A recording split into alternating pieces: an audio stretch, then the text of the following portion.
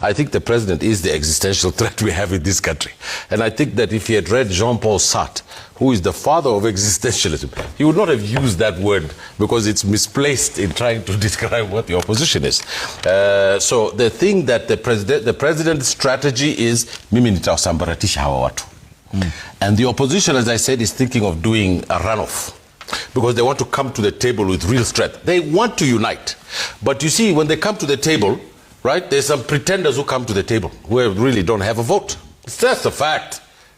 Me, if I go there to the table, I come with maybe a million, you know.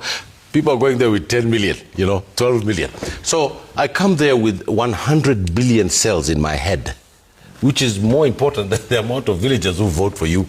If you want to win an election, the most important strategy is hope. If anybody tells you hope is not a strategy, that man is foolish. Nothing has ever been done without a theory. Amilcar Cabral taught us this. The second thing that we need is strategy. And there are brilliant people in this country, they're sitting here, who need to be formed and be put inside that group so that they can show them the way, because they don't know much, these politicians who want to get into power. Thirdly, is that if the current situation obtains in the political landscape in this country, I just don't know where the president's votes are in this country today.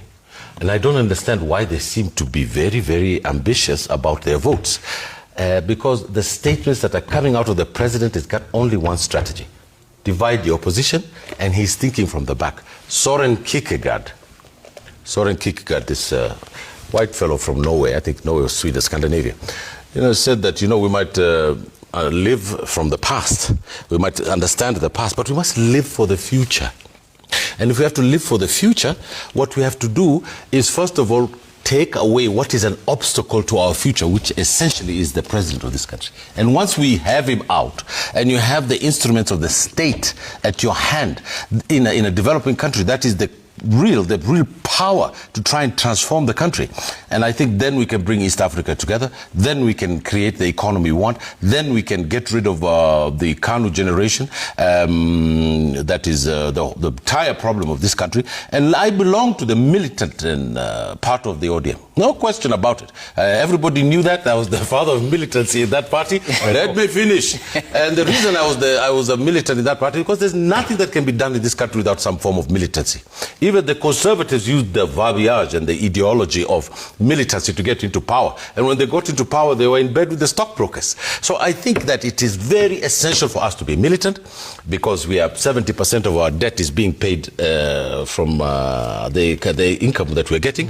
Poverty in this country has gone. The economy has shrunk by 1/3. The hope is lost. What in God's name do we not need than someone who is militant than Mr. Sifuna? Now, the strategy that we need is from my learned friend here on the right. You see, the obstacle to everything, the obstacle to doing anything anywhere, is the current fellow in the State House. And of course, the professor is prescient, if I can use a comprehensive English word, in saying that this turn of the clock, where we keep trying to do that, has it brought progress? We went with Raila Odinga, all of us sitting here, and what did we do? We did the most amazing thing in this country.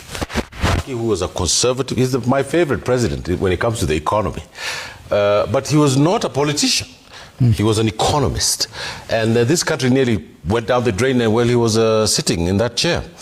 We brought Mr. Odinga from the late Mr. Odinga from the lake.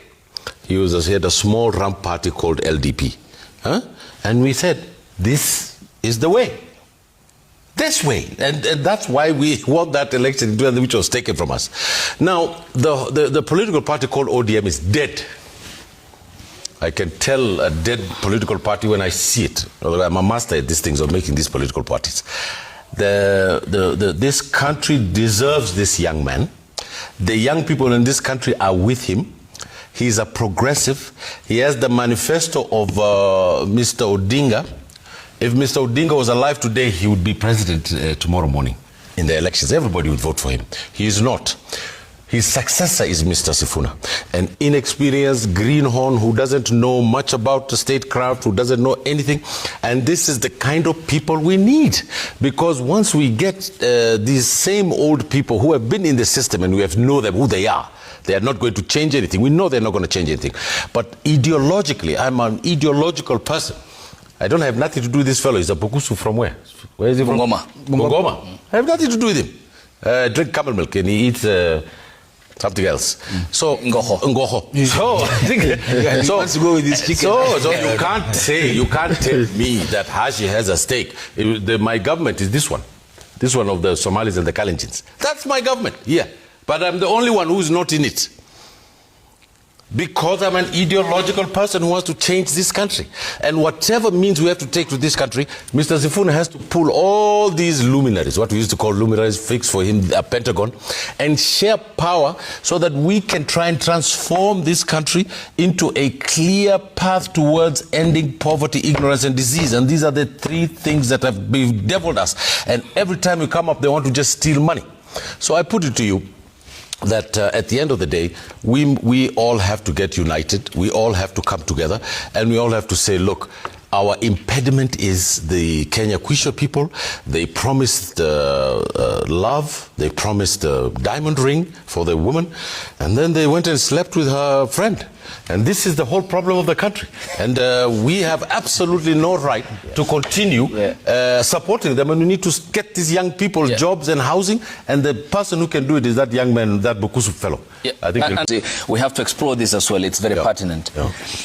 That the British founded Kenya as an imperial company on an extraction note. Yes. Then came 1963. A moment that was ought to offer salvation but ended up ushering in the black colonization moment, which today explains the disproportionate concentration of wealth in the hands of the few and the majority poor. Then 2027 certainly, Ahmed first and then Daktari, needs a salvation moment. Who in your view then can save the soul of the republic and the needed association with the state than our ethnic identities, the struggle which we have had since 1963? Well, you know, I think that people are saying Mr. Sifuna is inexperienced, he's a greenhorn, he's young, he's brash, he's full of passion. I think that is the only qualification someone needs to be president of a republic. I'm not a lawyer. Am I a lawyer? No. But I'm with the progressive wing of politics in this country. And it is with Mr. Sifuna and one of the fathers of reform in this country, Mr. James Orengo. And then my generation, here we sit where I was one of the chief strategists for the Pentagon, one of the founders of the Orange Democratic Movement. My colleagues here were with me in that party. And we changed this country. We brought in a new constitution and we brought devolution. We fundamentally changed this country, and that is why the Orange Democratic Movement now, which has become a family affair of the Odingas, they're squabbling over this great party that all of us gave our lives to, which is just tragic. But the progressive wing of that party has now gone with Mr. Sifuna, who was the former Secretary General. And I think that they are right in forming a political party. They are right in bringing Mr. Sifuna as a presidential candidate. They are right to take him to the people. They are right because he's a young, spirited young man who said that Mr. Ruto was old enough to become president. He's probably one of the youngest people to become president. So I'm with the progressive group. His uncle was a progressive, was in the Sixth Bearded Sisters. I have never met Mr. Sifuna. I have never talked to him. Everybody knows I don't know him. He doesn't expect me to endorse him.